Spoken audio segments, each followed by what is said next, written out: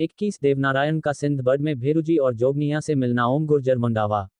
देवनारायण के मामा ने उनको कह रखा था कि जंगल में सिंधबड़ की तरफ कभी मत जाना, वहां 64 जोगनिया और 52 भैरू रहते हैं, तुम्हें खा जाएंगे।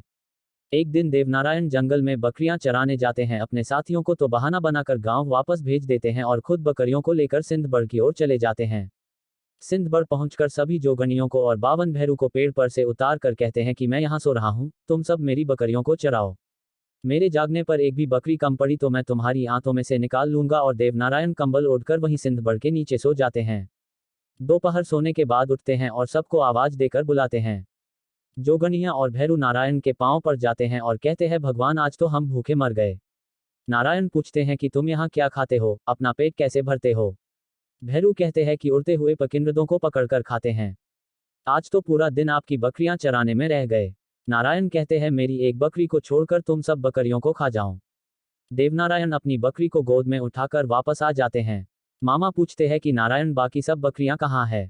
नारायण कहते हैं, मैं रास्ता भूल गया और सिंधबड़ पहुंच गया।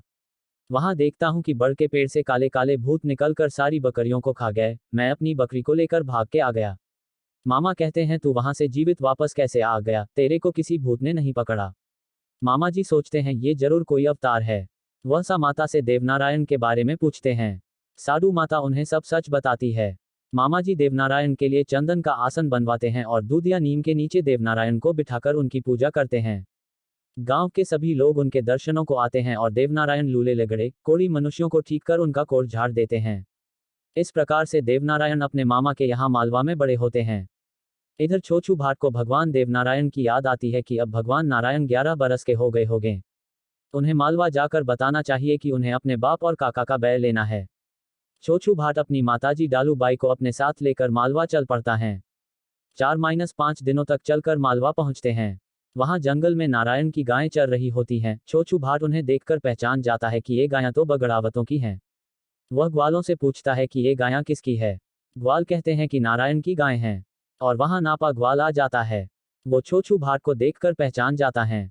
दोनों गले मिलते हैं और छोछू भाट नारायण पास ले चलने के लिए कहता है।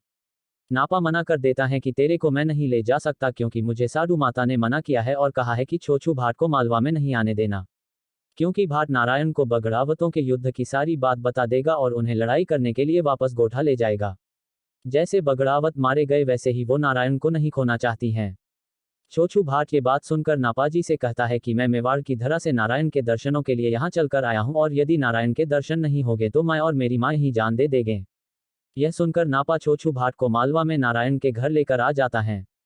सामाता भाट को देखकर कहती है कि भाट जी आ गए, अब वापस कब जाओगे। भाट कहता है कि भगवान नारायण से मिलकर 2-4 दिन यहीं रहेंगे। साधु माता भाट के लिए भोजन तैयार करती हैं। जब साधु माता भाट को खाना परोसती है, भाट कहता है, माताजी मुझे तो थाली में खाना नहीं खाना। जिस दिन से मेरे धनी मालिक बगड़ावत मारे गए उसी दिन से सौगंध उठा रखी है कि नारायण जब तक रान के राव जी को नहीं मारेंगे तब तक पातल पत्तों की बनी थाली में ही भोजन करूंगा। साधु माता सोचती है कि कहीं भाट नारायण को बगड़ावतों का सारा किस्सा ना सुना दे। इसलिए वह भाट को सिंधबड़ भेजकर मारने की योजना बनाती है और कहती है कि भाट जी ऐसा करो, रास्ते में नदी के किनारे एक बड़ का पेड़ है, वहीं नहा धोकर निपट कर आते समय सिंधबड़ के पत्ते तोड़ लाना और उसी में भोजन करना। मैं आपके वास्ते अच्छा भोजन तैयार करवाती हूँ। भाट जी अपना लोटा साथ लेकर सिंधबड़ की ओर चल पड़ते हैं।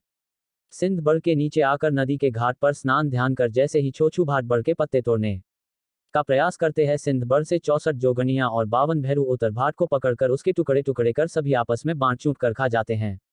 जब देवनारायण अपनी गायें चराकर घर वापस लौटते हैं तब उन्हें छोछू भाट के आने का पता चलता है और यह भी पता चलता है कि भाट जी सिंधबड़ के रास्ते गए हैं, तो वो अपने नीलागर घोड़े पर सवार होकर सीधे सिंधबड़ पहुंचते हैं।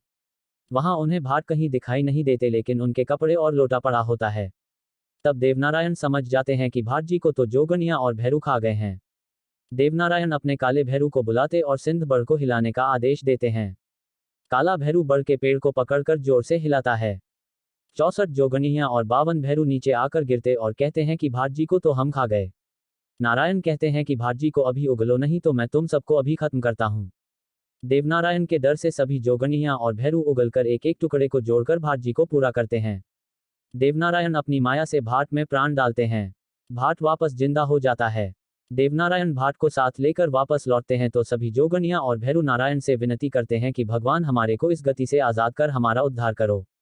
देवनारायण सभी 64 जोगनिया और 52 भैरू को अपने बाएं पांव में समा लेते हैं और इसके बाद भैरू और जोगनिया सदा देवनारायण की सेवा में रहते हैं। देवनारायण भाट को साथ लेकर आते हैं और रास्ते में भाट नारायण को सारी घटनाएं बताते हैं कि किस तरह से बगड़ावत मारे गए, उनके पास जो खजाना था वो कौन कौन लूट कर ले गए हैं, और उनके भाइयों के बारे में भी बताते हैं और उन्हें जोश दिलाते हैं कि आपको अपने परिवार का बैर लेना चाहिए। अगले दिन ही मालवा छोड़कर गोठा चलने की विनती करते हैं। नारायण सारी बातें सुनने के बाद भाटजी से कहते हैं कि अभी तो घर चलते हैं और माता साधु से बात करेंगे। भाटजी अपने साथ में बड़ के पैंट से तोड़े पत्ते लेकर साधु माता के यहाँ आते हैं और पत्तों से पत्तल बनाते हैं। नारायण कहते हैं कि भाटजी 2 पत्तल बनाओ, मैं भी आपके साथ पत्तल में ही भोजन करूंगा। तारांकन फोल्डेड हैंड्स लोकेशन फ्लैग जय भैरू जी की, जय हीरामन जी की, जय देवधनी की, जय सवाई भोज की, जय साधु माता की। लोकेशन फ्लैग फोल्डेड हैंड्स तारांकन। तारांकन लोकेशन फ्लैग देव भक्त लोकेशन फ्लैग तारांकन। ओम गुर्जर मुंडावा।